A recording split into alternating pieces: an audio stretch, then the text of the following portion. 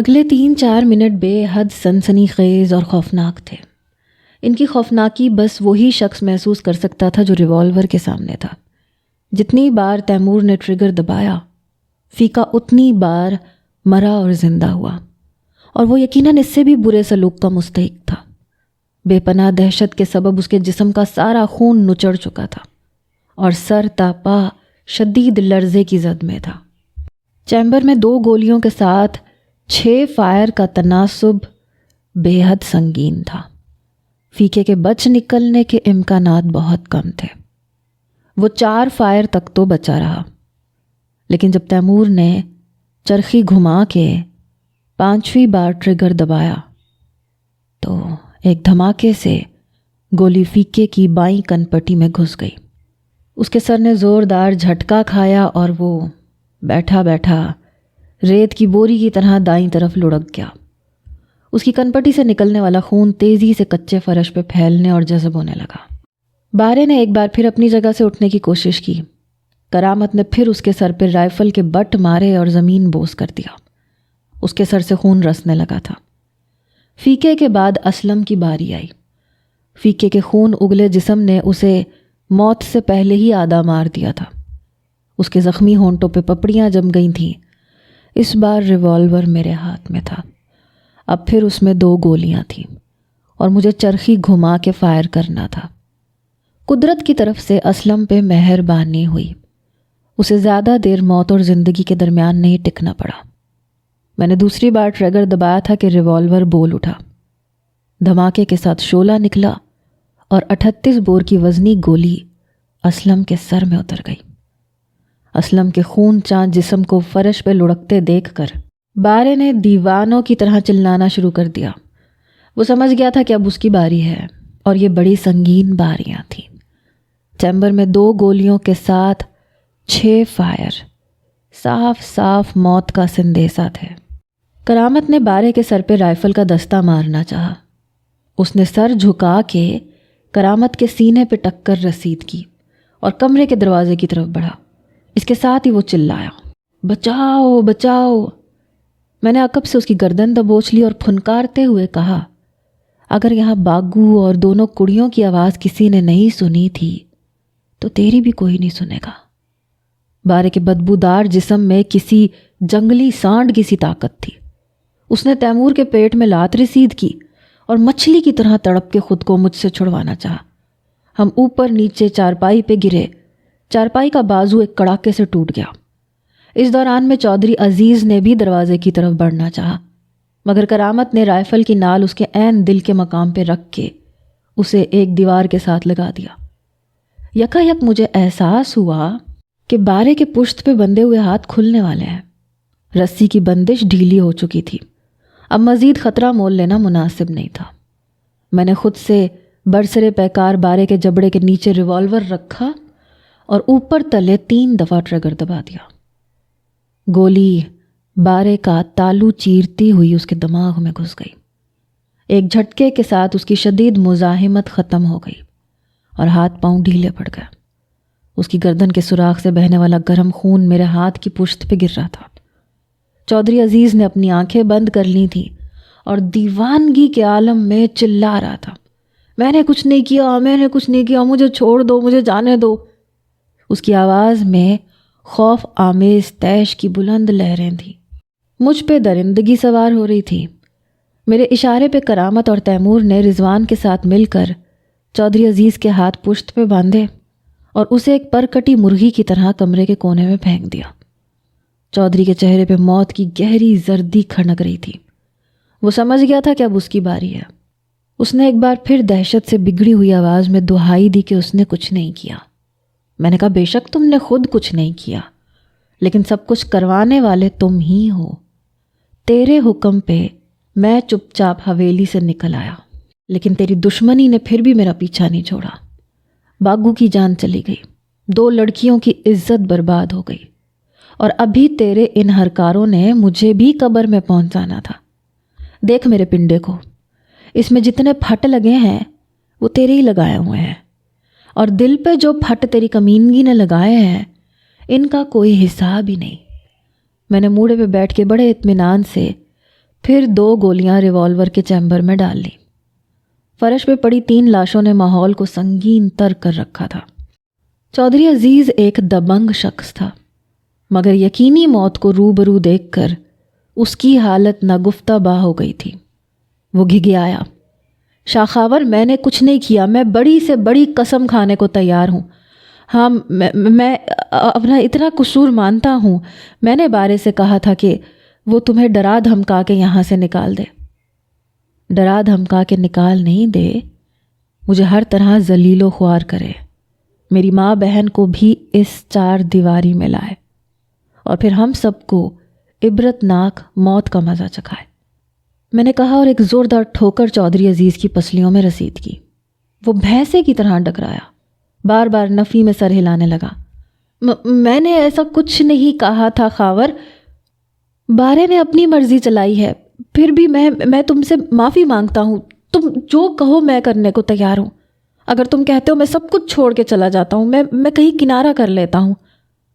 باگو نے بھی جان بچانے کے لیے ایسے ہی منت ترلے کیے تھے، لیکن تم لوگوں نے اسے معاف نہیں کیا، مجھے بھی کسی نے معاف نہیں کرنا تھا، اسی کمرے میں تڑپا تڑپا کے مار دینا تھا۔ میں نے چرخی گھما کے ریوالور چودھری کی طرف سیدھا کر دیا۔ چودھری کی آواز اس کے گلے میں پھنسنے لگی، پتہ نہیں کیا بول رہا تھا۔ میں نے ٹریگر پہ انگلی رکھی۔ دیکھ چودھری عزیز، میں تجھے قتل نہیں کر رہا، میں تیرا فیصلہ تقدیر پہ چھوڑ رہا ہوں۔ ریوالور کے 4 خانے تو خالی ہیں، یہی کھیل اس سے پہلے میرے ساتھ بھی ہو چکا ہے۔ لگتا تھا چودھری عزیز بے ہوش ہونے کے قریب ہے۔ وہ شراب کی لا تعداد بوتلوں اور عورتوں کو اپنے منہ سے لگا چکا تھا۔ ان عیاشیوں نے اسے اندر سے کھوکھلا کر رکھا تھا۔ ان لمحوں میں وہ جان بچانے کے لیے کچھ بھی کرنے کو تیار تھا۔ میرا ذہن تیزی سے کچھ سوچ رہا تھا۔ جیپ سے نکالنے والا چودھری عزیز کا بریف کیس سامنے ٹوٹی ہوئی چارپائی پہ رکھا تھا۔ میں نے پوچھا، اس بریف کیس میں کیا ہے؟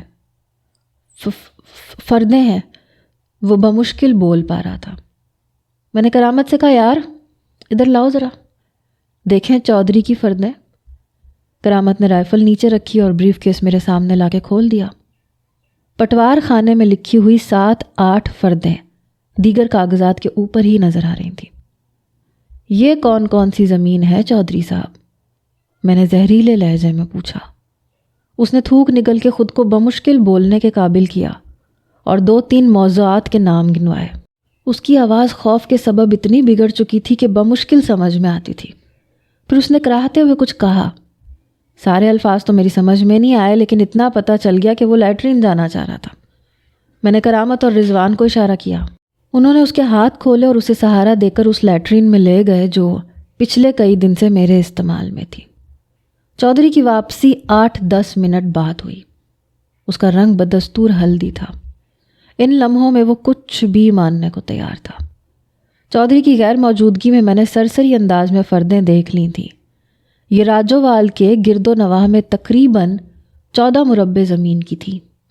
ان میں سے کچھ زمین شامپور اور کچھ نکووال کے ساتھ لگتی تھی۔ یہ ساری فردیں چودھری عزیز کے اپنے نام سے تھی۔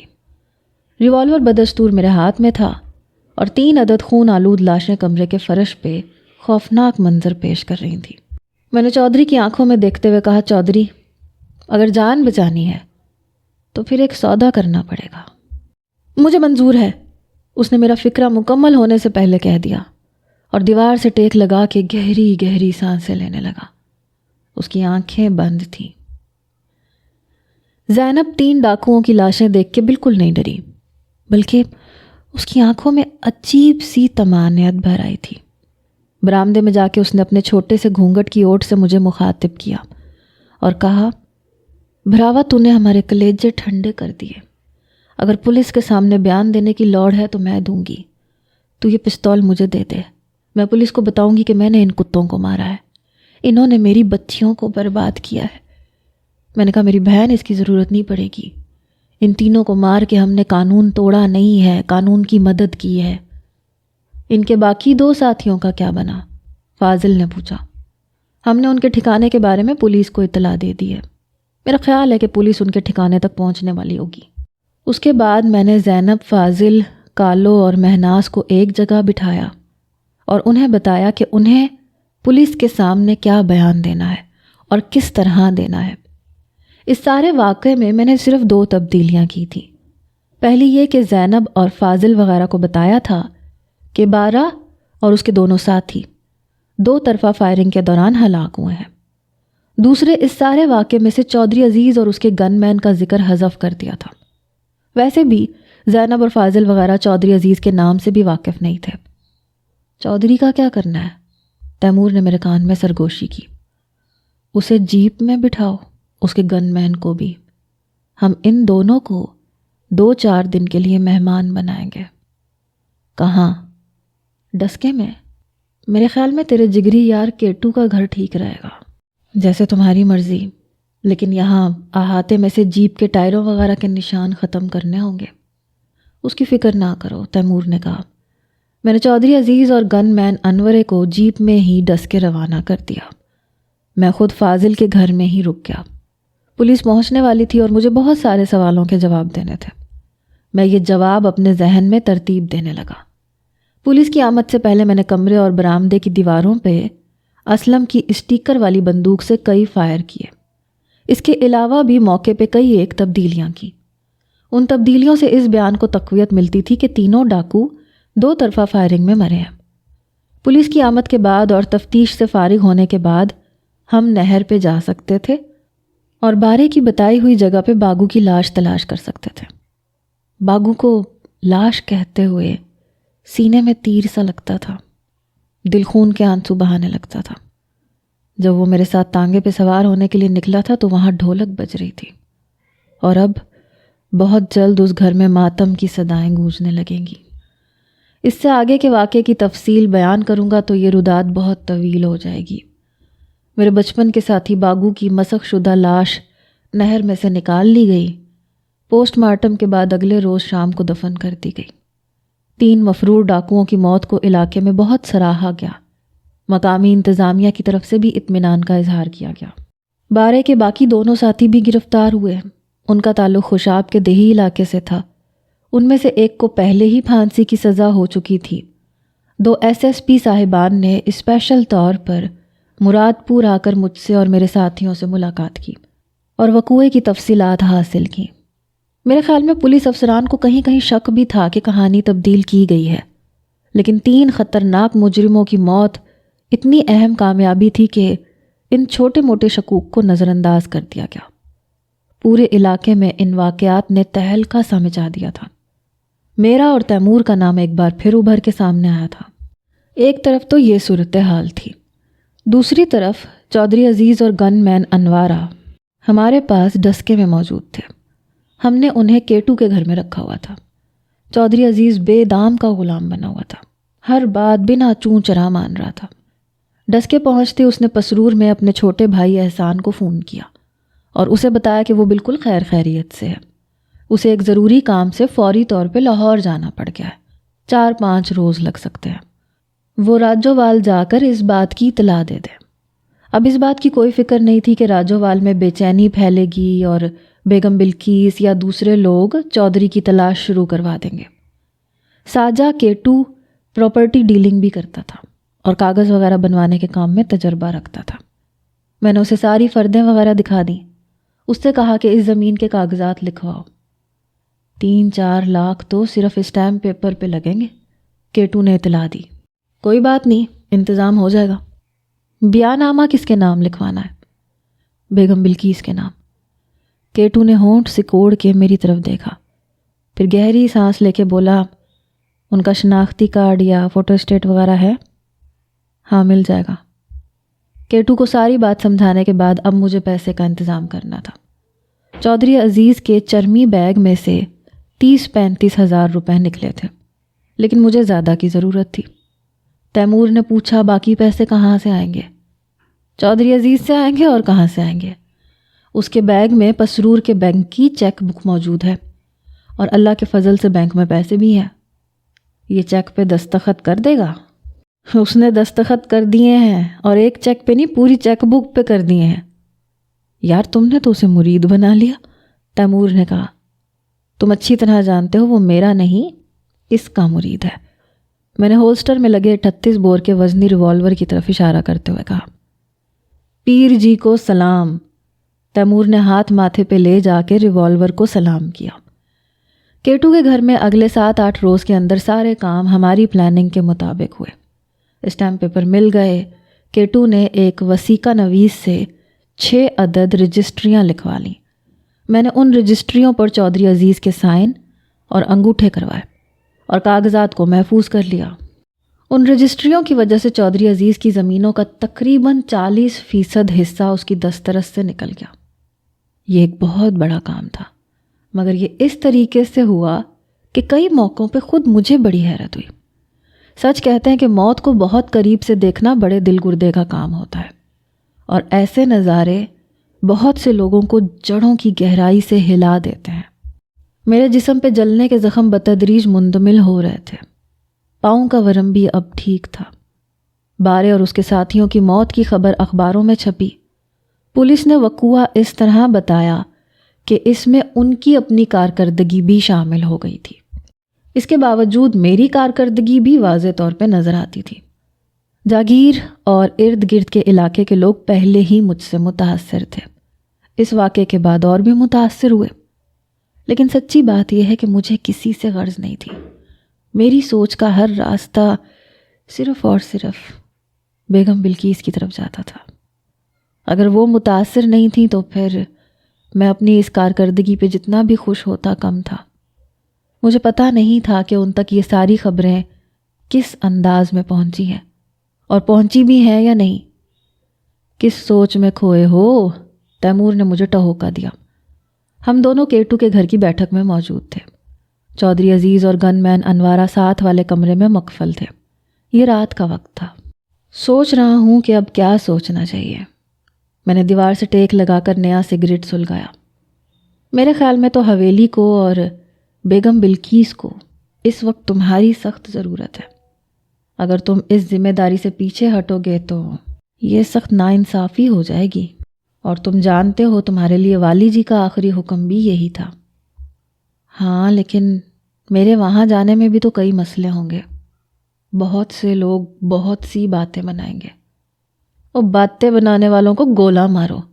باتیں بنانے والے ابھی بھی کون سا چپ ہیں، وہ باتیں ہی بنا رہے ہیں۔ لیکن ایک بات میری سمجھ میں بڑی اچھی طرح آ رہی ہے۔ چودھری عزیز کو ہم جتنا بھی نیچے لگا لیں، حویلی واپس پہنچ کر اس میں تھوڑا بہت ڈنگا پن آ ہی جانا ہے۔ اگر تم یہ سوچ رہے ہو کہ حویلی سے دور رہ کے حویلی کے معاملوں کو کنٹرول کر لو گے تو یہ تمہاری بڑی بھول ہے۔ ایسا ہو ہی نہیں سکتا۔ چودھری عزیز کی طرف سے تو اب مجھے بہت زیادہ ڈر نہیں ہے۔ اس کا کافی سارا زہر ہم نے نکال لیا ہے۔ یار، بات صرف چودھری کی نہیں ہے۔ اس کے 2 درجن رشتہ دار حویلی کے اندر موجود ہیں۔ نکووال میں بھی اس کے رشتہ دار زمینداروں کا زور ہے۔ یہ لوگ بیگم بلقیس کو کسی صورت ان کا حق نہیں دیں گے، اور تم بھی اچھی طرح جانتے ہو کہ انہوں نے زبردستی جوڑ توڑ شروع کیا ہوا ہے۔ جو باتیں تیمور کہہ رہا تھا وہ میرے اپنے دل میں بھی تھیں۔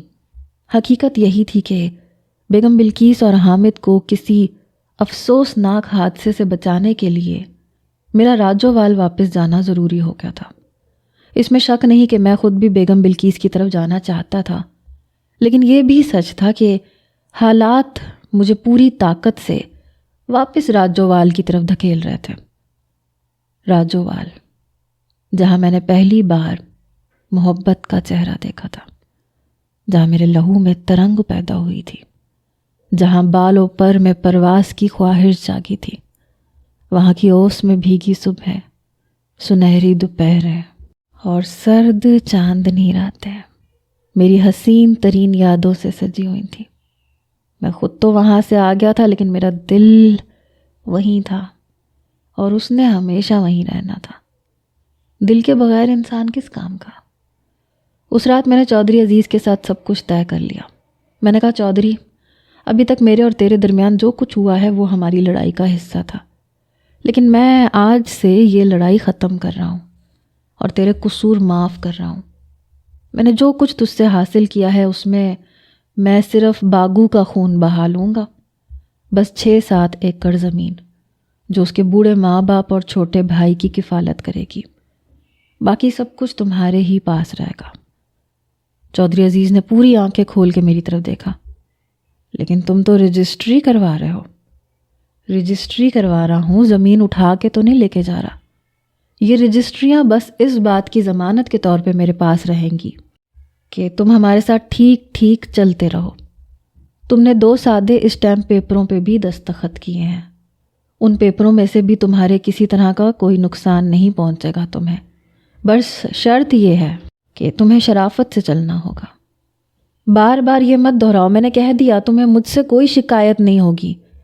چودھری عزیز نے مرے مرے بے جان لہجے میں کہا۔ تو پھر تمہیں بھی ہم سے کوئی شکایت نہیں ہوگی۔ نہ تمہاری عزت میں کوئی فرق آئے گا، نہ تمہاری آمدنی میں کوئی کمی ہوگی۔ فرق صرف اتنا ہوگا کہ حویلی میں بیگم بلقیس کا حکم چلے گا۔ بہرحال اس کام میں بھی تمہارے اچھے مشورے قبول کیے جائیں گے۔ میں حویلی میں رہوں گا یا حویلی سے باہر، اس کی کوئی پابندی نہیں ہے، تم جہاں چاہو رہ سکتے ہو، پر شرط وہی ہے، کسی بھی طرح بیگم بلقیس اور ان کے بچے کی حق تلفی نہیں ہونی چاہیے۔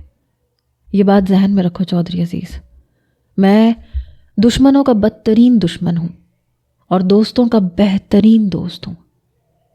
تم نے کہا ہے میری عزت میں کوئی فرق نہیں آئے گا، لیکن اس کے لیے تمہیں میرا پردہ رکھنا پڑے گا۔ میں تمہاری بات سمجھ رہا ہوں چودھری، بے فکر رہو۔ حویلی میں بیگم بلقیس کو یا کسی بھی دوسرے کو یہاں ہونے والے واقعات کے بارے میں کچھ پتہ نہیں چلے گا۔ کم از کم میں اپنی اور اپنے 4 ساتھیوں کی طرف سے تو پوری گارنٹی دیتا ہوں۔ اگر حویلی میں کسی اور طرح سے یہ بات نکل جائے تو میں اس کا ذمہ دار نہیں ہوں۔ آدھ پون گھنٹے کی بات چیت میں میرے اور چودھری کے درمیان تقریباً سارے معاملات طے ہو گئے۔ حویلی پہنچ کر چودھری کو رضاکارانہ طور پہ پیچھے ہٹ جانا تھا اور جاگیر کا کرتا دھرتا بیگم بلقیس کو بنانا تھا۔ بدلے میں مجھے یہ کرنا تھا کہ بارے اور فیقے وغیرہ کے معاملے میں کسی بھی طرح چودھری عزیز کا نام نہ آئے۔ چودھری نے وعدہ کیا تھا کہ وہ جاگیر کا انتظام چلانے میں ہر طرح بیگم بلقیس کی مدد کرے گا۔ اس روز چودھری عزیز اپنے ذاتی محافظ انورے کے ساتھ راجووال واپس چلا گیا۔ وہ اپنی جیپ خود ڈرائیو کر کے گیا تھا۔ میں مراد پور واپس آ گیا۔ دل ابھی تک باگو کی ناگہانی موت کے غم سے نہیں نکل سکا تھا۔ ماچھن رابعہ کی لڑکی مہناز کے ساتھ ہونے والا معاملہ از حد افسوسناک تھا۔ وہ لوگ گاؤں چھوڑ گئے تھے۔ میں نے کرامت کے ذمہ یہ کام لگایا کہ وہ ان لوگوں کا پتہ کرے کہ کہاں ہے۔ مہناز کی عزت تو واپس نہیں آ سکتی تھی، لیکن اس ستم زدہ گھرانے کی مالی مدد تو کی جا سکتی تھی۔ مجھے اچھی طرح یاد ہے وہ جمعے کا دن تھا، مارچ کی پہلی تاریخیں تھیں۔ میں، تیمور اور رضوان اپنے 8 عدد دیگر ساتھیوں کے ہمراہ واپس راجووال روانہ ہوئے۔ میرے 8 ساتھی وہی تھے جنہیں چند ماہ پہلے چودھری عزیز نے ذلیل اور رسوا کر کے جاگیر سے نکالا تھا۔ ہم گھوڑوں پہ سوار تھے۔ ابھی 1 گھنٹے کا سفر باقی تھا کہ تیز بارش شروع ہو گئی۔ ہمیں ایک کسان بھائی کے گھر پہ پناہ لینی پڑی۔ خدا بخش نامی اس کسان کے گھر میں اس کا بہنوئی بھی آیا ہوا تھا۔ اس کا نام شوکت تھا۔ شوکت راجووال کا رہنے والا تھا۔ وہ مجھے اور تیمور وغیرہ کو اچھی طرح جانتا تھا۔ مجھے دیکھ کے وہ ایک دم جذباتی ہو گیا، اس کی آنکھوں میں نمی آ گئی۔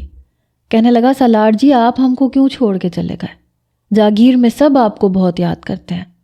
جوں جوں وقت گزر رہا ہے آپ کی کمی زیادہ محسوس ہو رہی ہے۔ میں نے کہا دنیا کے کام کسی ایک بندے کے آنے جانے سے نہیں رکتے ہیں۔ آپ کی بات ٹھیک ہے جی، پر لوگ آپ کو دل سے پیار کرتے ہیں، انہیں ایسے ہی لگتا ہے کہ ان کا کوئی اپنا بچھڑ گیا ہے۔ شوکت یہی سمجھ رہا تھا کہ ہم لوگ راجووال نہیں کہیں اور جا رہے ہیں اور بارش کی وجہ سے یہاں رک گئے ہیں۔ تیمور نے پوچھا، چودھری عزیز سے خوش نہیں ہیں لوگ؟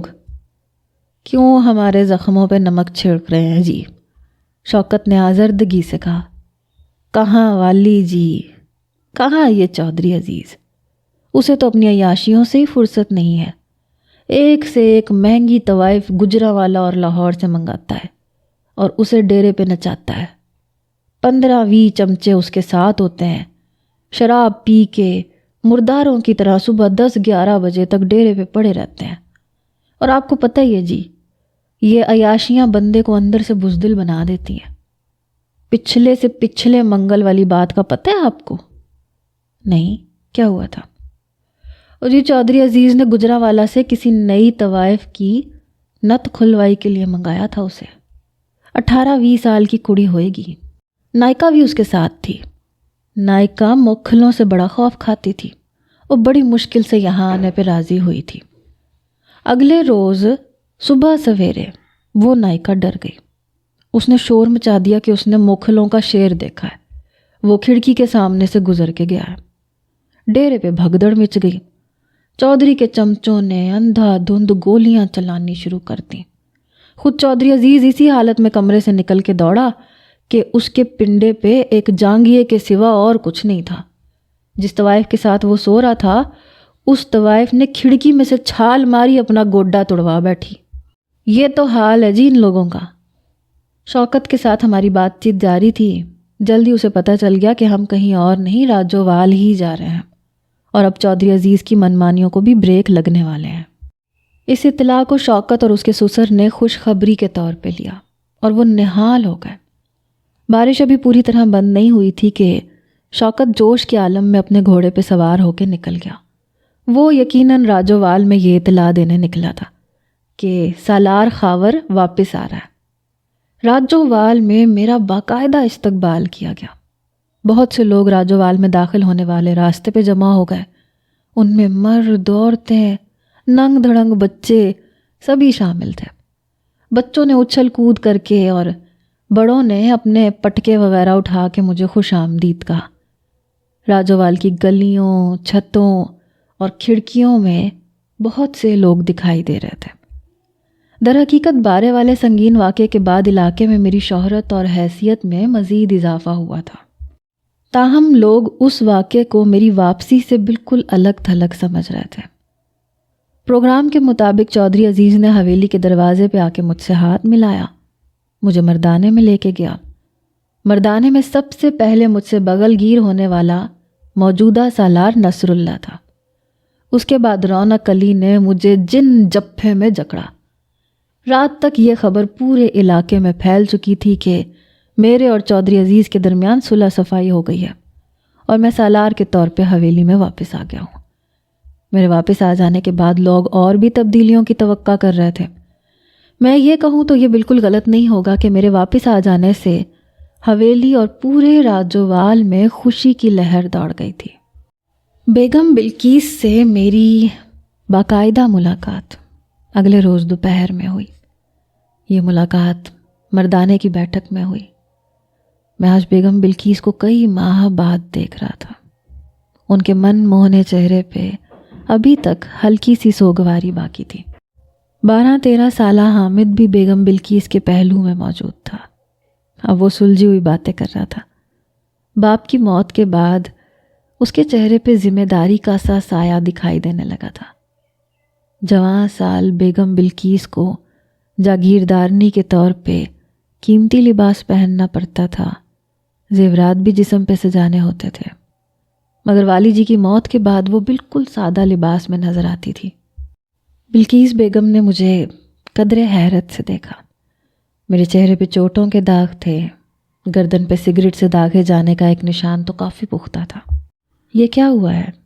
انہوں نے پوچھا۔ بس ان لوگوں سے کچھ مارا ماری ہو گئی تھی، میں نے مختصر جواب دیا۔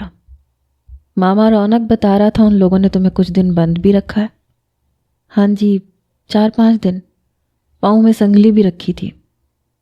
تمہارے دوست کی موت کا بڑا افسوس ہوا خاور، پر تم ان لوگوں کے ہاتھ کیسے آ گئے؟ بیگم بلقیس نے حیرت زدہ لہجے میں پوچھا۔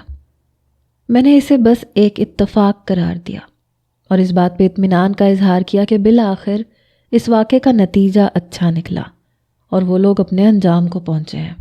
بیگم بلقیس میرے چہرے پہ چوٹوں کو تعصب سے دیکھ رہی تھیں۔ وہ نہیں جانتی تھی کہ اس سے زیادہ چوٹیں میرے لباس میں چھپی ہوئی ہیں۔ ایسے خطرناک کام کیوں کرتے ہو خاور؟ انہوں نے کراہتے ہوئے کہا۔ پھر گفتگو کا رخ میری راجووال میں واپسی کی طرف مڑ گیا۔ بیگم بلقیس نے کہا، یہ سب کیسے ہوا ہے خاور؟ بھیا جی تو تمہارا نام بھی سننا نہیں چاہتے تھے۔ دیکھ لیں، اب وہ نام بھی سن رہے ہیں اور مجھے یہاں حویلی میں دیکھنا بھی چاہ رہے ہیں۔ حامد ہولے سے ہنسا۔ امی کہتی ہیں آپ ہر فن مولا ہے، یعنی ہر کام کر سکتے ہیں۔ ہر کام تو نہیں کر سکتا حامد، کچھ کام ایسے بھی ہوتے ہیں جو کسی اور کے بس میں ہوتے ہیں، انہیں بھلا میں کیسے کر سکتا ہوں؟ عزیز بھیا جی بالکل بدلے ہوئے نظر آتے ہیں، بیگم بلقیس نے کہا۔ انہوں نے تاجو کو حویلی سے نکال دیا تھا، آج اسے بھی واپس بلا لیا ہے۔ اماں دلشاد سے بھی گل بات کی ہے اور اس کی ناراضگی دور کرنے کی کوشش کی ہے۔ اماں دلشاد کہاں ہے؟ میں نے پوچھا۔ وہ کچھ دن کے لیے شام پور گئی ہیں، وہاں اس کے ہمسائے میں بیاہ ہے، کہتی تھی 2-4 دن میں آ جائے گی، پر میرا خیال ہے وہ ناراض بھی ہے، بھیا جی کا سلوک اس کو دکھی کر رہا تھا۔ راجدہ اور سمینہ ٹھیک ہیں؟ ہاں، میں نے ایک جگہ راجدہ کی بات پکی کر دی ہے، اس کا جہیز وغیرہ بھی تیار ہو رہا ہے۔ میرا دل چاہتا تھا کہ گرمیاں آنے سے پہلے پہلے اس کا نکاح پڑھوا دوں، پر اماں دلشاد کوئی جواب ہی نہیں دیتی تھیں۔ مجھے تو ڈر لگ رہا ہے کہ وہ پھر حویلی نہ چھوڑ جائیں۔ اگر اس بار ایسا ہو گیا تو پھر وہ کبھی واپس نہیں آئیں گی۔ آپ بے فکر ہو جائیں، میں آ گیا ہوں نا، اب سارے معاملوں کو دیکھ لوں گا۔ راجدہ کا بیاہ آپ کی مرضی کے مطابق ہوگا اور سج دھج سے ہوگا۔ ہم جاگیر کے معاملوں پہ بات کرتے رہے۔ اس دوران میں حامد اکتاہٹ محسوس کرنے لگا۔ امی میں جاؤں؟ اس نے اٹھتے ہوئے کہا۔ نہیں، تھوڑی دیر ٹھہرو، بیگم بلقیس اس کا بازو تھامتے ہوئے بولی۔ میں جانتا تھا بلقیس اسے کیوں روک رہی تھی۔ ان کے دماغ پہ ابھی تک چودھری عزیز سوار تھا، وہ ہر وقت اس کے خوف کے سائے میں رہتی تھی۔ ابھی بھی وہ ڈر رہی تھی کہ چودھری کو اس بات پہ اعتراض نہ ہو کہ وہ میرے ساتھ بیٹھک میں اکیلی کیوں تھی۔ میں نے کہا، آپ کیوں پریشان ہو رہی ہیں بلقیس، آپ حامد کو جانے دیں۔ لیکن جاؤ حامد، میں نے حامد کا بازو تھامتے ہوئے کہا۔ وہ ماں کی طرف سوالیہ نظروں سے دیکھتا ہوا باہر چلا گیا۔ بیگم بلقیس نے گہری سانس لے کر اپنی خالی کلائیوں پہ ہاتھ پھیرا اور پرسوچ لہجے میں بولی، خاور، تمہارے واپس آنے سے جتنی خوشی ہوئی ہے وہ میں ہی جانتی ہوں، لیکن کیا؟ لیکن یہ ڈر بھی ہے کہ پھر وہی ساری باتیں شروع ہو جائیں گی، وہی تانے، وہی بہتان، اور اب میں بہت تھک گئی ہوں خاور، میں یہ سب کچھ نہیں جھیل سکتی۔ آپ کیا چاہتی ہیں، میں واپس چلا جاؤں؟ میں یہ بھی نہیں کہہ سکتی، لیکن یہ بھی نہیں ہو سکتا کہ سب کچھ پھر ویسے جیسا ہو جائے۔ یعنی آپ چاہتی ہیں کہ میں یہاں تو رہوں لیکن آپ سے دور رہوں؟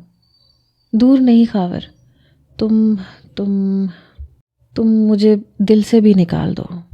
ہمارا میل کسی صورت نہیں ہو سکتا، اور جس رستے نے کہیں پہنچنا ہی نہ ہو اس پہ چلنے کا کیا فائدہ؟ اپنے پاؤں پہ چھالے ڈالنے سے کیا ملے گا؟ میرا آپ سے کوئی مطالبہ نہیں ہے بلقیس، اور نہ کبھی ہوگا۔ اگر آپ یہ چاہتی ہیں کہ میں آپ کے سامنے نہ آیا کروں تو مجھے یہ بھی منظور ہے۔ آپ کے کانوں تک میری آواز نہ پہنچے، مجھے یہ بھی منظور ہے، لیکن آپ کو دل سے نکالنے والی بات میرے بس میں نہیں ہے۔ آپ مجھے دنیا کے ہر کام پہ مجبور کر سکتی ہیں، پر اس پہ نہیں۔ تم مجھے اس بوجھ سے آزاد کیوں نہیں کر دیتے خاور؟ وہ روحان سی ہو گئی۔ تم شادی کیوں نہیں کر لیتے؟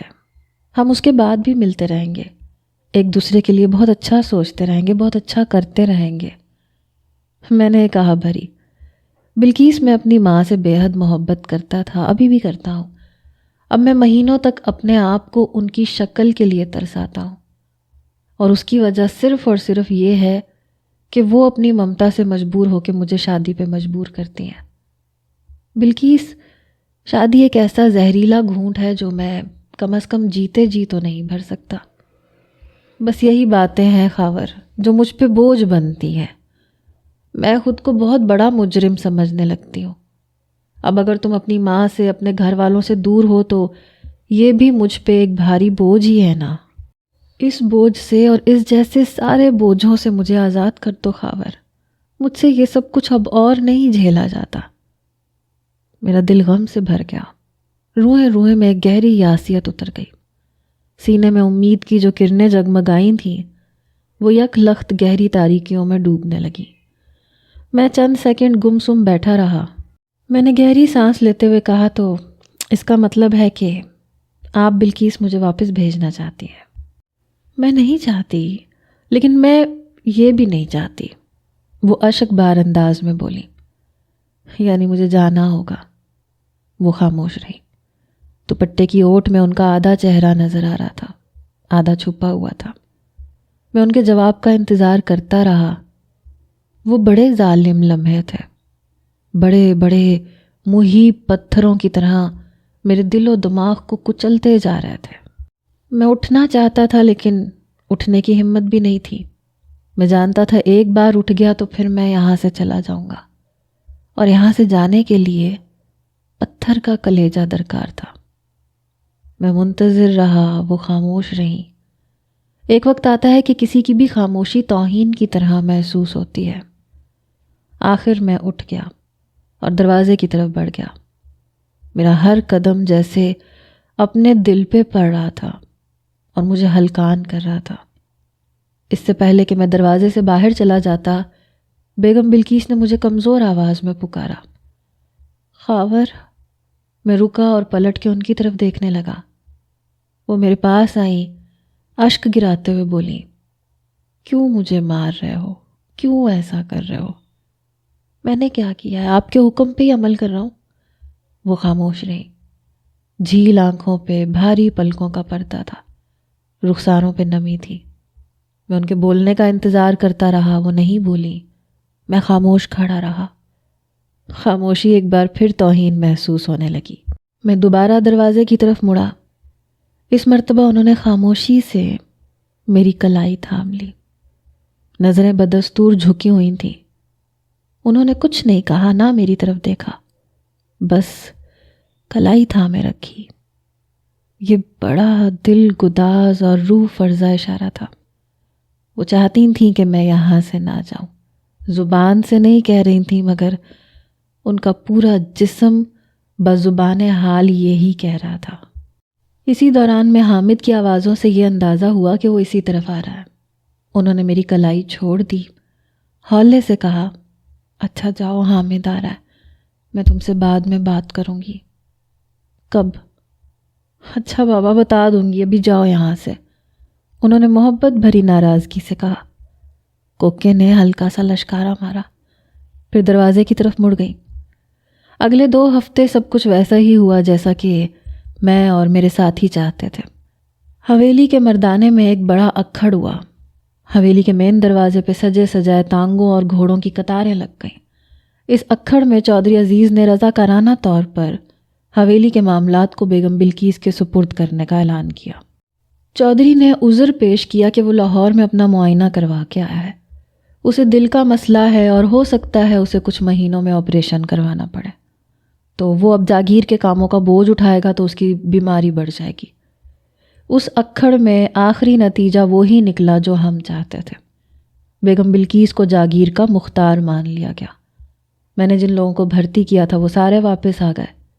یقیناً کچھ لوگ ان فیصلوں کے خلاف بھی تھے، لیکن انہیں بھی خاموش ہونا پڑا۔ اس کی وجہ یہ تھی کہ موکھل اور لمبڑ برادری دن بدن زور پکڑ رہی تھی۔ خاص طور پہ موکھلوں نے تو ناک میں دم کر رکھا تھا۔ جہاں جہاں کھیت ملتے تھے وہاں آئے دن پانی اور حد بندی کے جھگڑے ہو رہے تھے، اور یہ سب کچھ پچھلے 3-4 مہینوں میں ہوا تھا۔ میں شامپور جا کے اماں دلشاد اور سمینہ وغیرہ سے بھی ملا۔ اماں واقعی کچھ ناراض لگتی تھیں، تاہم میرے واپس آنے کی اسے خوشی تھی۔ اس نے آنسو پونچھتے ہوئے کہا، تم آ گئے ہو تو اب میں بھی شادی سے فارغ ہو کے آ جاؤں گی۔ مجھے لگتا تھا کہ اماں دلشاد کی دلجوئی مجھ پہ فرض ہے۔ وہ اپنی معصوم گڈی کی موت کا گہرا غم سینے سے لگائے ہوئے تھیں، اور والی جی جیسے اس غم کا کفارہ مجھے سونپ گئے تھے۔ مجھے حویلی کے پاس ہی ایک گھر میں ٹھہرایا گیا۔ یہ گھر حویلی کے مہمان خانے کے طور پہ استعمال ہوتا تھا۔ 3-4 ہوادار کمرے تھے، صحن میں نیم اور دھریک کے درخت لگے ہوئے تھے۔ تیسری رات نصر اللہ سے بات چیت ہوئی۔ وہ کہنے لگا، خاور صاحب، آپ جانتے ہیں کہ جو کچھ ہوا اس میں مرضی کا کوئی دخل نہیں تھا۔ میں آخری حد تک انکار کرتا رہا، مگر سالار کی پگ زبردستی میرے سر پہ رکھی گئی۔ تمہیں اس بارے میں کچھ کہنے کی ضرورت نہیں ہے نصر اللہ، میں سب جانتا ہوں، تم کوئی اور بات کرو۔ وہ گہری سانس لے کے بولا، اور بات یہ ہے جی کہ مچھلی فارم کا کام بہت بگڑ گیا ہے۔ پچھلے 8-10 دن میں وہاں کافی گڑبڑ ہوئی ہے۔ یار پہیلیاں نہ بجھواؤ، موکھلوں کے حوصلے بڑھتے جا رہے ہیں جی۔ پچھلے بدھ کو انہوں نے فارم کی طرف کھلنے والا دروازہ کھول دیا تھا، وہاں سے آنا جانا شروع کر دیا تھا۔ چودھری عزیز نے پنچایت بلائی تھی، اس میں بھی کوئی فیصلہ نہیں ہو سکا۔ اب موکھلوں نے دروازے کے سامنے اپنے گھوڑے باندھنے شروع کر دیے ہیں، بلکہ وہاں سائے کے لیے ایک بڑا چھپڑ بھی ڈال دیا ہے۔ اب 2-4 دن سے وہ وہاں چارپائیاں ڈال کے بیٹھنا شروع کر دیں گے۔ میرا خون کھولنے لگا۔ میں نے اس بارے میں نصر اللہ سے کچھ مزید تفصیل پوچھی۔ مجھے اپنے تن بدن میں آگ سی لگتی محسوس ہوئی۔ چودھری عزیز نااہلی کا ثبوت دیتا رہا تھا۔ یہاں بات چیت کی نہیں، کارروائی کی ضرورت تھی۔ نصر اللہ کے جانے کے فوراً بعد میں نے تیمور اور کرامت کو بلوایا۔ تیمور نے صاف صاف بات کرتے ہوئے کہا، خاور، اس وقت راجوال میں کچھ لوگ ایسے بھی ہیں جو ہماری واپسی پہ غصہ کھا رہے ہیں۔ ان کو ٹھنڈا کرنے کا بڑا اچھا موقع ہے۔ ایک تیر سے 2 شکار ہو جائیں گے۔ موکھلوں کو تو سبق ملے گا ہی، چودھری عزیز کے ساتھیوں کا مچ بھی مکے گا۔ تو پھر کیا کرنا چاہیے؟ وہی پرانا کلیا، موکھلوں کی اینٹ کا جواب پتھر سے، مار مار کے تھوبڑے توڑ دیے جائیں سور کے پتروں کے۔ تیمور کی آنکھوں سے چنگاریاں چھوٹنے لگی۔ کچھ دیر بعد ہی رونق علی، نصر اللہ، گلزار اور شبیر وغیرہ بھی اس میٹنگ میں شریک ہو گئے۔ سب میں ایک نیا جوش اور جذبہ پیدا ہو گیا۔ 2-3 گھنٹے کی اس ملاقات کے آخر میں فیصلہ یہ ہوا کہ بات چیت یا تھانے کچہری سے کچھ حاصل نہیں ہونے والا۔ موکھلوں نے بازوؤں کا زور دکھایا ہے، ہمیں بھی زور بازو دکھانا پڑے گا۔ میں نے کہا، میں کل سویرے چودھری عزیز اور بیگم جی سے بات کرتا ہوں۔ رونق نے کہا، میں اپنے طور پہ بھی بلقیس اور بھیا جی سے بادشاہت کرتا ہوں۔ یہ چیز وہ بھی چنگی طرح جانتے ہیں کہ اگر اب چپ رہیں گے تو بہت زیادہ نقصان ہوگا۔ رات کو رونق علی کی موجودگی میں بیگم بلقیس اور چودھری عزیز سے بات ہوئی۔ حامد بھی ماں کے پاس موجود تھا۔ ریشمی لاچے کرتے اور پگڑی میں وہ چھوٹا چودھری نظر آتا تھا۔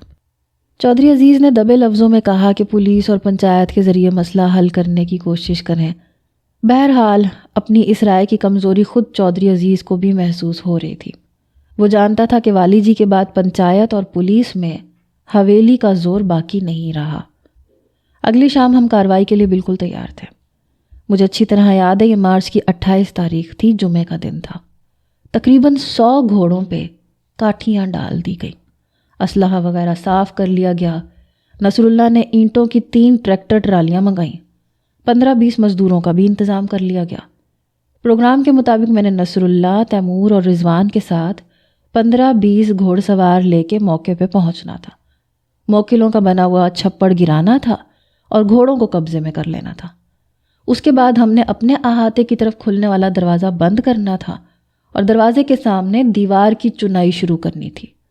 ہمارے باقی ساتھیوں نے 2 گروپوں میں دائیں اور بائیں درختوں میں موجود رہنا تھا۔ انہیں تب سامنے آنا تھا جب میری طرف سے ہدایت نہ ملتی، تب تک۔ میں نے ساتھیوں کو آخری ہدایت دیتے ہوئے کہا کہ ہم نے اس وقت تک حملہ نہیں کرنا جب تک دوسری طرف سے حملہ نہ ہو۔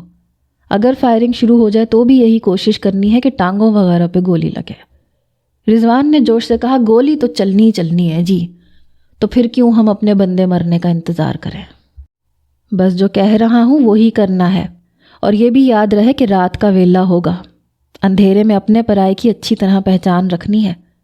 تمہیں پتہ ہوگا پچھلی دفعہ موکھلوں کے 2 بندے اپنے ہی فائروں سے پھسٹل ہو گئے تھے۔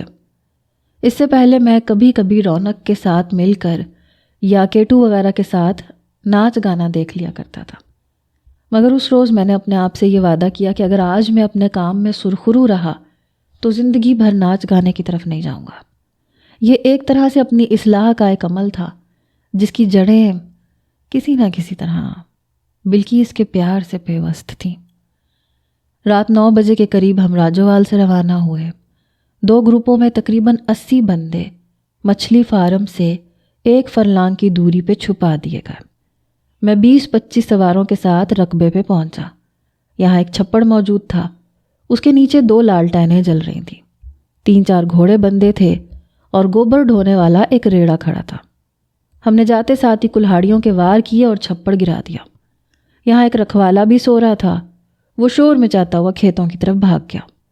دھما چوکڑی کی آوازیں سن کے گودام کے اندر بھی ہلچل ہوئی۔ تھوڑی دیر میں ایک دیو ہیکل کتے سمیت 8-10 افراد ہمارے سامنے تھے۔ ان میں سے 2 کے پاس رائفلیں تھیں، باقی لاٹھیوں اور کلہاڑیوں سے مسلح تھے۔ 1-2 منٹ کے اندر ہی یہ تعداد بڑھ گئی۔ گودام نما کارخانے میں موجود سارے لوگ باہر نکل آئے۔ ان کی تعداد 30 کے قریب ہو گئی۔ موکھل پاشا کو میں نے صاف پہچان لیا۔ وہ لاچے کرتے میں تھا، اس نے آستینیں اڑسی ہوئی تھیں، اس کے گلے میں گولیوں والا بیگ تھا اور ہاتھ میں 222 رائفل نظر آ رہی تھی۔ مجھے دیکھ کے اس نے رائفل اوپر اٹھائی اور کئی ہوائی فائر کیے، پھر لمبے ڈگ بھرتا ہوا میرے سامنے آ گیا اور پھنکارا، مجھے پتا تھا تو راجوال آ گیا ہے اور تیری موت تجھے یہاں ضرور لائے گی، مجھے پتا تھا۔ میں نے کہا تو اگر تجھے غیب کا علم آ ہی گیا تو پھر تجھے یہ بھی معلوم ہوگا کہ آج تجھے سر پہ پاؤں رکھ کے بھاگنا پڑے گا، یا پھر یہیں اس رقبے میں تیرے 5-6 ٹوٹے ہو جائیں گے۔ تحش کے عالم میں اس نے مجھ پہ گالیوں کی بوچھاڑ کی۔ رائفل میری طرف سیدھی کرنی چاہیے۔ میرے ایک ساتھی نے پھرتی سے اس کے ہاتھ پہ لاٹھی کا زوردار وار کیا۔ رائفل پاشے کے ہاتھ سے چھوٹ گئی۔ میں نے اپنی رائفل کا دستہ گھما کے اس کے منہ پہ مارا۔ وہ ڈکراتا ہوا اپنے ہی کارخانے کے گندے پانی میں جا گرا۔ پلک جھپکتے میں صورتحال تہلکہ خیز ہو گئی۔ دونوں اطراف کے افراد بھڑکیں اور للکاریں مارتے ہوئے ایک دوسرے پہ پل پڑے۔ کلہاڑیوں اور لاٹھیوں کا آزادانہ استعمال ہوا۔ دونوں طرف کے رکھوالی کے دونوں جسیم کتے بھی ایک دوسرے پہ جھپٹ پڑے اور لڑتے لڑتے کھیتوں میں گم ہو گئے۔ گرد و غبار کے سبب پاشا میری نظروں سے اوجھل تھا۔ اس نے چھوٹے دستے کی ایک گری ہوئی کلہاڑی زمین سے اٹھائی اور پہلو سے مجھ پہ حملہ آور ہوا۔ اس کا مہلک وار میرے یار تیمور نے اپنے ننگے ہاتھ پہ روکا۔ تیمور کی کراہ سن کے میں پلٹا۔ موکھل دوسرے وار کے لیے کلہاڑی سر سے بلند کر چکا تھا۔ میں نے اس کے سینے پہ ٹانگ رسید کی۔ وہ پھر پانی میں جا گرا۔ ہم گتھم گتھا ہو گئے۔ وہ پھنکار رہا تھا، مار دوں گا تجھے، آج تجھے زندہ نہیں چھوڑوں گا۔ اس کے انداز میں وحشت تھی اور سڈول جسم میں اضافی طاقت پیدا ہو گئی تھی۔ ہاں، یہی کرخت جسم تھا جس نے اماں دلشاد کی بڑی بیٹی شاداں کو اپنے بوجھ تلے روندا تھا اور چھوٹی سمینہ کو طاقت کے نشے میں اپنے اشاروں پہ نچاتا تھا۔ مجھے اس جسم سے بے پناہ نفرت محسوس ہوئی۔ میں نے اس گندے پانی میں، اس گھمسان کی لڑائی میں موکھن پاشا کو نہایت سخت ضربیں لگائیں اور ادموا کر دیا۔ میرے سر کی ایک نہایت طوفانی ٹکر نے پاشے کے چہرے کی کوئی ہڈی توڑ دی تھی اور وہ بھینسے کی طرح ڈکرانے لگا تھا۔ اسی دوران میں گولیاں چلنے لگیں۔ میرا ایک ساتھی سینے پہ گولی کھا کے پشت کے بل میرے اوپر گرا۔ پاشے پہ پھر میری گرفت کمزور ہو گئی اور وہ میرے ہاتھ سے نکل گیا۔ میں نے لیٹے لیٹے جست لگا کے اپنی رائفل پھر ہاتھ میں کی اور خود پہ کلہاڑی بلند کرنے والے ایک موکھل کی ناف پہ گولی ماری۔ وہ گر گیا۔ میری نظر پاشے کی تلاش میں تھی۔ وہ نظر آ جاتا تو اس کی زندگی کو فل اسٹاپ لگ جاتا، مگر وہ نظر نہیں آیا۔ میں نے ملتانی کو دیکھا، وہ جوش سے دیوانہ ہو رہا تھا۔ اس نے بھاگتے ہوئے ایک موکھل کی ٹانگوں میں گولی ماری۔ وہ گرا، اٹھا، لنگڑاتا ہوا کارخانے کی طرف بھاگا۔ 1-2 منٹ کے اندر ہی موکھل بھاگ کھڑے ہوئے۔ ان میں سے کچھ واپس کارخانے میں گھس گئے، کچھ عمارت کے پچھواڑے کی طرف نکل گئے۔ میرے ساتھیوں نے جوش کے عالم میں ان کا پیچھا کیا، ہوا میں گولیاں چلائیں۔ ایک طرف سے آواز آئی، آگ لگا دو چھپر کو۔ میرے منع کرتے کرتے کچھ افراد نے لالٹینیں پھینک کے چھپر کو آگ لگا دی۔ ریڑھا اور 3 گھوڑے قبضے میں لے لیے گئے۔ آگ کی روشنی ہوئی تو احاطے میں لاش نظر آئی۔ یہ موکھلوں کے کارندے کی لاش تھی۔ اس کے سینے پہ گولی لگی تھی۔ اس کی کمر میں گولیوں والی پیٹی تھی۔ یقیناً اس کے پاس 8 mm رائفل تھی جو کوئی موکھل بھاگتے ہوئے اپنے ساتھ لے گیا تھا۔ لاش کے علاوہ بھی 2-3 جگہ خون نظر آ رہا تھا۔ آدم خور رقبے نے پھر خون خواری شروع کر دی۔ میں نے لاش پہ کپڑا ڈلوایا تاکہ ہم اسے جہاں کا تہاں پڑا رہنے دیں۔ تیمور نے معماروں سے کہا کہ وہ کارخانے کے دروازے کو اینٹیں لگا کے بند کر دیں۔ میں نے مزدور کے بڑے کو حکم دیا، تم دیوار کے ساتھ بنیاد کی کھدائی شروع کر دو۔ دیکھتے ہی دیکھتے کوئی 1.5 درجن افراد تیزی سے کام میں مصروف ہو گئے۔ پروگرام کے مطابق 4 ٹریکٹر ٹرالیاں بھی شور مچاتی پہنچ گئیں۔ ایک ٹرالی پہ ریت اور سیمنٹ کی بوریاں تھیں، ایک اور ٹرالی پہ اینٹوں کے علاوہ خاردار تار بھی لدی ہوئی تھی۔ دوسری طرف ہم نے ٹریکٹر ٹرالیوں کے پیچھے اور مچھلی فارم کے کمرے کی اوٹ میں رائفل بردار کھڑے کر دیے۔ انہیں پوری طرح چوکس رہنے کی ہدایت کی۔ موکھل وقتی طور پہ بھاگ گئے تھے، مگر یہ یقینی بات تھی کہ وہ پلٹ کے آئیں گے اور زیادہ تعداد میں آئیں گے۔ اگر میں یہ کہوں تو بے جا نہیں ہوگا کہ ہمارے علاقے میں ایسی لڑائیوں کے اندر اکثر لوگ پولیس کی مدد لینا بزدلی سمجھتے ہیں۔ تیمور، رضوان اور نصر اللہ وغیرہ کی آنکھوں میں بجلیاں کوند رہی تھیں۔ تیمور نے اپنے دونوں زخمی ہاتھوں پہ پٹیاں باندھ لیں۔ اس حالت میں بھی وہ مقابلے کے لیے پوری طرح تیار نظر آتا تھا۔ کیا خیال ہے خاور؟ تیمور نے کہا۔ کرامت والی ٹولی کو بھی بلا لیا جائے؟ میں نے سوالیہ نظروں سے نصر اللہ کی طرف دیکھا۔ نصر اللہ نے بھی اس بات میں سر ہلایا۔ ہاں جی، اب ایک لاش گر گئی ہے، میرے خیال سے اب لڑائی تو ہونی ہے۔ تو ٹھیک ہے، میں نے کہا، کرامت والے بندوں میں سے 20 کو بلوا لو، باقی 20 کو شبیر والی ٹولی میں شامل کر دو۔ ان لوگوں سے کہہ دو کہ وہ ذرا اور قریب آ جائیں۔ نصر اللہ گھوڑا دوڑاتا ہوا کرامت کی طرف چلا گیا۔ راج مزدور کچھ گھبرائے ہوئے تھے۔ میں نے ان سے کہا کہ تم اپنا کام جاری رکھو، تم اس لڑائی میں حصے دار نہیں ہو اور نہ تمہیں کوئی خطرہ ہے۔ ایک دم گولی تو نہیں چل جائے گی چودھری صاحب؟ مزدور نے بڑے دبے دھیمے لہجے میں پوچھا۔ نہیں، ایسا کچھ نہیں ہوگا، ابھی تو یہ بھی نہیں پتا کہ وہ لوگ آئیں گے بھی یا نہیں۔ اگر آئیں گے تو میں تمہیں اشارہ کر دوں گا، تم کام چھوڑ کے پیچھے ہٹ جانا اور کچھ دیر کے لیے کھیتوں کی طرف نکل جانا۔ ہم نے میگزینوں کو پھر سے لوڈ کیا، کلہاڑیوں وغیرہ کے وار سے بچنے کے لیے سر پہ پگڑیاں باندھ لیں۔ کچھ سواروں نے اپنی پگڑیوں کے نیچے چمڑے کی جوتیاں اور دھات کی تھالیاں وغیرہ چڑھا رکھی تھیں۔ ڈھیلی کلہاڑیوں کو پھر سے ٹھوک کے کس لیا گیا۔ ہر چہرے پہ موکھلوں کے لیے آگ اور جوش تھا۔ یہی جوش مجھے پسند تھا، یہی تناؤ، یہی سنسنی۔ جب رگوں میں خون کی گردش تیز ہوتی ہے اور تن بدن میں ایک لہر جاگتی ہے۔ کارخانے کے اندر ہلچل محسوس ہو رہی تھی۔ کھڑکیوں میں لالٹینیں گردش کرتی نظر آ رہی تھیں۔ 2 بجے کا عمل ہوگا۔ تقریباً 100 فٹ لمبی 2.5-3 فٹ اونچی دیوار ہو چکی تھی۔ تیمور بھاگتا ہوا میرے پاس آیا، تمتمائے ہوئے چہرے کے ساتھ کہنے لگا، لگتا ہے موکھل آ گئے۔ آ گئے ہیں تو 100 بسم اللہ۔ میں نے اپنی رائفل کو تھپکی دی۔ ٹریکٹر ٹرالیوں کا شور سنائی دے رہا تھا، ساتھ میں یقیناً گھوڑے بھی تھے۔ ہوائی فائرنگ سنائی دے رہی تھی، للکارے، اور پھر موکھلوں کا ایک جم غفیر نظر آیا۔ لوگوں کے ہاتھوں میں لاٹھیاں، کلہاڑیاں چمک رہی تھیں، چہرے چمک رہے تھے۔ مدھم چاندنی میں ان کی آمد ایک خوفناک منظر ظاہر کرتی تھی۔ میں نے اس ہجوم میں موکھل پاشا کے علاوہ چھوٹے موکھل کو بھی پہچانا۔ مار دو حرامیوں کو، ان کی لاشیں بچھا دو، بڑے موکھل کی آواز نکارے کی طرح گونجی۔ ہاں مار دو، بہت سی آوازوں نے جواب دیے۔ میرا اشارہ کرتے ہی مزدور پیچھے کی طرف بھاگ گئے۔ موکھل ایک سیلابی ریلے کی طرح ہماری طرف بڑھے۔ انہوں نے ابھی تک گولی نہیں چلائی تھی، ہم نے بھی نہیں چلائی۔ انہیں اپنی تعداد کا گھمنڈ تھا۔ میں نے ملتانی سے کہا، سیٹی بجا۔ اس نے چوکیداروں والی دھاتی سیٹی منہ سے لگائی، اسے 1-2 بار زور سے بجایا۔ اس سیٹی میں بیر کی گٹھلی ڈالی جاتی تھی جس سے تھر تھراتی ہوئی آواز پیدا ہوتی ہے۔ تاریکی میں سیٹی کی تیز باریک آواز پھیلتی چلی گئی۔ یہ باقی ساتھیوں کے لیے اشارہ تھی۔ یکا یک دائیں اور بائیں طرف سے حرکت نظر آئی۔ ٹارچیں روشن ہوئیں اور ہمارے ساتھی تیزی سے موقع کی طرف بڑھے۔ ان کا یوں ظاہر ہونا اور برق رفتاری سے موقع کی طرف بڑھنا بڑا سنسنی خیز تھا۔ موکھلوں کے لیے یہ حیرت کے لمحے تھے۔ جب ہم نے آگے بڑھ کے ان پہ ہلہ بول دیا۔ میرے ہاتھ میں درمیانے دستے کی کلہاڑی تھی، 38 بور ریوالور میری کمر سے بندھا ہوا تھا، سر پہ بھاری کپڑے کا منڈاسا تھا۔ میں اور تیمور سب سے آگے تھے۔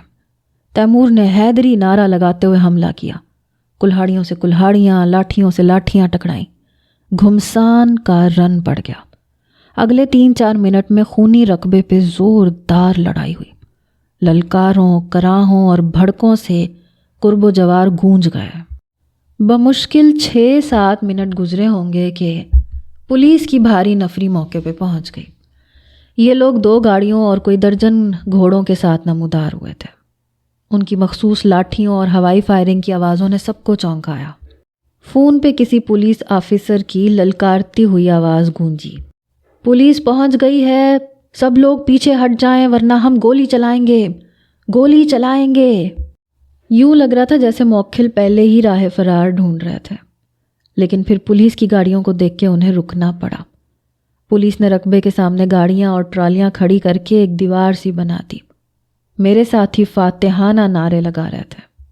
میدان میں کم از کم 7 لاشیں موجود تھیں، ان میں سے 2 ہمارے ساتھیوں کی تھی۔ ملتانی ہم میں نہیں رہا تھا۔ ہمارے تقریباً 10 ساتھی زخمی تھے۔ میں نے نصر اللہ سے کہا زخمیوں کو ٹرالی پہ چڑھاؤ۔ میں نے کرامت کو ہدایت کی کہ تم 7-8 بندوں کو لے کے نصر اللہ کے ساتھ جاؤ اور انہیں ہسپتال پہنچاؤ۔ اگر کوئی پولیس والا جاتا ہے تو اسے بھی ساتھ لے جاؤ۔ اسی دوران علاقے کا نیا SHO میاں وارث میرے قریب پہنچا۔ اس کے ہاتھ میں پستول تھا۔ اس نے مجھ سے کہا کہ تم فوری طور پہ 2 کام کرو۔ ایک تو اپنے ساتھیوں کو پیچھے ہٹا کے رقبے میں لے جاؤ اور ان کا اسلحہ جمع کروا دو۔ میں نے کہا میں انہیں پیچھے لے جاتا ہوں، لیکن ہم اسلحہ اس وقت تک نہیں دیں گے جب تک موکھل نہیں دیں گے۔ ہم نہتے مرنا نہیں چاہتے۔ انسپکٹر وارث نے تھوڑا سا اصرار کیا لیکن پھر مان گیا۔ میں نے اپنے مشتعل ساتھیوں کو ذرا ٹھنڈا کر کے پیچھے ہٹا لیا۔ پولیس والوں نے لاشوں کو انہی جگہوں پہ رہنے دیا۔ ہاں، ان کے اوپر کپڑے ڈال دیے گئے اور خون کے ارد گرد اینٹیں رکھ دی گئی۔ کچھ دیر بعد میں نے راجوں اور مزدوروں کو اشارہ کیا۔ انہوں نے دیوار کی چنوائی پھر سے شروع کر دی۔ SHO وارث تیزی سے آگے آیا۔ اس نے کہا شاہ خاور، میرے خیال میں تمہیں کام روک دینا چاہیے۔ ایسا نہیں ہو سکتا تھانے دار صاحب، میں نے خم ٹھونک کر کہا۔ آج یہ دیوار ضرور مکمل ہوگی اور سامنے کی طرف تار وغیرہ لگے گی، لیکن تمہیں پتہ ہے یہ کیس چل رہا ہے۔ کیس اس وقت بھی چل رہا تھا جب انہوں نے دروازہ کھولا تھا اور یہاں چھپر ڈالے تھے۔ دنیا جانتی ہے کہ یہ ہمارا رقبہ ہے، ہم نے یہاں قبضہ مکمل کر کے چھوڑنا ہے۔ میرے تاثرات دیکھ کے SHO کو پھر خاموش ہونا پڑا۔ تھوڑی دیر بعد راجووال سے چودھری عزیز، چودھری نشاط، رونق علی اور دیگر ذمہ دار بھی موقع پہ پہنچ گئے۔ چودھری عزیز میرے پاس آیا، سرگوشی میں کہنے لگا پتہ چلا ہے کہ ڈسکے سے پولیس کی اور نفری یہاں پہنچ رہی ہے۔ ان لوگوں نے اب ضرور گرفتاریاں وغیرہ کرنی ہے۔ ہاں یہ تو ہے، میں نے تائید کی۔ میرا خیال ہے تم، تیمور اور نصر اللہ یہاں سے نکل جاؤ۔ کرامت، رضوان اور شبیر وغیرہ کی گرفتاری دے دیتے ہیں۔ آپ مشورہ کر لیں، مجھے جس طرح بھی کہیں گے میں تیار ہوں۔ بس مشورہ ہی مشورہ ہے۔ ڈسکے کی پولیس پہنچنے سے پہلے تم لوگ نکل جاؤ، یہاں کا کام ہم لوگ سنبھال لیتے ہیں۔ میں، تیمور اور نصر اللہ خاموشی کے ساتھ درختوں کی طرف کھسک گئے اور پھر گھوڑے سنبھال کر راجووال کی طرف نکل گئے۔